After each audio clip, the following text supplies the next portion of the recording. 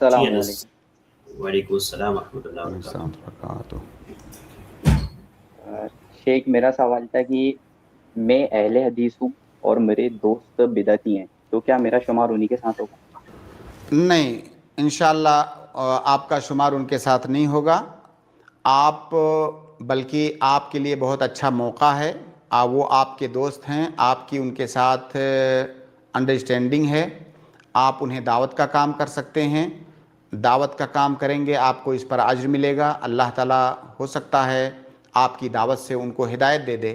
آپ حکمت کے ساتھ اچھے انداز میں، آپ اپنے دوستوں کو زیادہ بہتر سمجھتے ہیں، ان کی طبیعت، ان کا مزاج، اچھے انداز میں ان کو دعوت کا کام کیجئے۔ انشاءاللہ آپ کو اس پر اجر ملے گا، اور ہو سکتا ہے اگر اللہ رب العالمین کو منظور ہو تو اللہ تعالیٰ ان کو ہدایت بھی دے دے آپ کے ذریعہ۔ جی جی انس بھائی، بس کوشش یہ کیجئے کہ ان کی جو بری چیزیں ہیں ان سے آپ کو بچنا ہے، ان سے متاثر نہیں ہونا ہے۔ آپ کو انہیں اپنی اچھی چیزوں سے متاثر کرنا ہے، ان کی خراب چیزوں سے آپ کو متاثر نہیں ہونا ہے۔ جی ہاں بھائی انس، مل گیا آپ کو شیخ، جواب؟ میں نے ان کو دعوت دیا لیکن وہ پھر بھی نہیں مان رہے ہیں، تو ان کے کوئی بات نہیں ہے، اللہ کے نبی صلی اللہ علیہ وسلم نے بھی بہت سارے لوگوں کو دعوت دیا، وہ نہیں مانے۔ بہت سارے انبیاء اپنی قوم کو دعوت دیتے تھے، وہ نہیں مانتے تھے۔ تو اِنَّکَ لَا تَهْدِی مَنْ أَحْبَبْتَ، آپ اپنے چاہنے سے، اپنی خواہش سے کسی کو آپ ہدایت نہیں دے سکتے۔ ہدایت اللہ تعالیٰ کے ہاتھ میں ہے، اللہ تعالیٰ جس کو چاہے گا ہدایت دے گا۔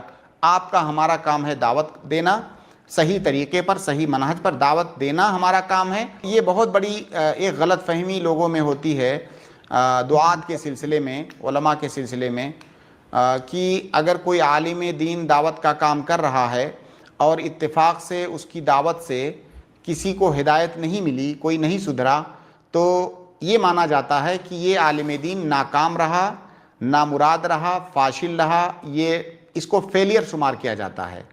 بہت غلط بات ہے، بہت بڑی غلط فہمی ہے۔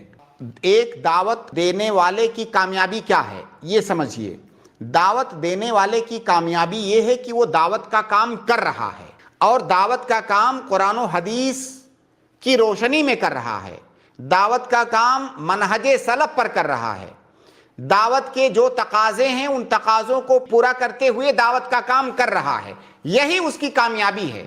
اس کو 100 میں سے 100 نمبر ملے گا۔ اگر وہ دعوت کے کرنے کے جو تقاضے ہیں ان تقاضوں کے مطابق دعوت کا کام کر رہا ہے، اسے 100 میں سے 100 نمبر ملے گا، چاہے 100 سال تک دعوت کرنے کے بعد ایک بھی آدمی کو ہدایت نہ ملے، کیونکہ ہدایت دینا اس کے بس میں نہیں ہے۔ ہدایت دینا یہ اللہ تعالیٰ کا کام ہے۔ نوح علیہ السلام 950 سال تک انہوں نے دعوت کا کام کیا، کتنے لوگ ایمان لائے؟ گنتی کے لوگ ایمان لائے۔ اب کیا فیلئر مانا جائے گا یہ نوح علیہ السلام کا؟ نعوذ باللہ، بالکل نہیں، قطعاً نہیں۔ انہوں نے اپنا کام کیا۔ تو ایک داعی کی کامیابی یہ ہے کہ وہ ثابت قدمی کے ساتھ، مستقل مزاجی کے ساتھ، کتاب و سنت کی دعوت، سلف صالحین کے منہج پر وہ دعوت کا کام کر رہا ہے، اسے 100 میں سے 100 نمبر ملے گا، چاہے ایک بھی آدمی کو ہدایت نہ ملے۔ تو آپ اپنا کام کیجئے، اللہ تعالیٰ جسے چاہے گا ہدایت دے گا۔ جی انس بھائی، آپ کو جواب مل گیا نا؟ جیسے شیخ ایک مسئلہ اور اپنے یہاں آتا ہے، بہت یہ ضمنی بات ہے، اس کا ہمارے موضوع سے زیادہ تعلق نہیں ہے، لیکن پھر بھی یہ سب سے متعلق ہے مسئلہ۔ جیسے کوئی ٹیچر ہے، ٹیچر کا جو کام ہے اچھے سے پڑھ کے آنا، سبجیکٹ کو سمجھ کے آنا، اور ٹیچنگ کے جو تقاضے ہیں، بہت سارے تقاضے ہیں، اس کے طریقے ہیں، اسالیب ہیں، ان تمام کو بروئے کار لاتے ہوئے اسٹوڈنٹس کے سامنے اس سبجیکٹ کو، اس مادے کو ڈیلیور کرنا، یہ سارا کام اس نے کیا مکمل خوش اسلوبی کے ساتھ، مکمل امانت داری، دیانت داری کے ساتھ، مکمل محنت کے ساتھ، سب کچھ اس نے کیا۔ پتہ چلا کہ اس کے سبجیکٹ میں 90% بچے فیل ہو گئے۔ آپ بتائیے کیا اس استاذ کی غلطی ہے؟ نہیں، بالکل نہیں۔ اس استاذ کی غلطی اس وقت ہوگی جب پڑھانے میں اس نے کہیں پر کوئی کمی کیا ہوگا۔ اگر اس نے اپنا کام سب کچھ ٹھیک ٹھاک کیا ہے تو اسے پورا نمبر ملے گا۔ اب وہ فیل ہو، وہ مطلب انجیکٹ تھوڑی کر دے گا، ان کے دماغ میں وہ انجیکٹ نہیں کر دے گا۔ یہی وجہ ہے کہ بہت سارے اداروں میں، سرکاری اسکولوں میں بھی، پرائیویٹ اسکولوں میں بھی، टीचर्स से इस बात का मुहासबा होता है कि आपके क्लास में इतने परसेंट बच्चे फेल कैसे हो गए। अब उसके ऊपर दबाव होता है इस बात का कि अगर मेरे क्लास में 10-15 बच्चे फेल हो गए तो कल को मुझसे पूछा जाएगा फेल कैसे हो गए। अब ये जब दबाव उसके ऊपर है तो फेल क्यों करेगा किसी को, सब पास हो जाओ। सवालात आसान बनाओ, आसान चेक करो, नंबर कम है 10-5 नंबर आगे बढ़ा के पास कर दो। नतीजा क्या है हिंदुस्तान में आप देख लीजिए चारों तरफ, सही बात है। चाहे सरकारी स्कूलों में चाहे प्राइवेट स्कूलों में। अरे जब तक फेल नहीं होंगे तो पता कैसे चलेगा क्यों पढ़ा रहा है।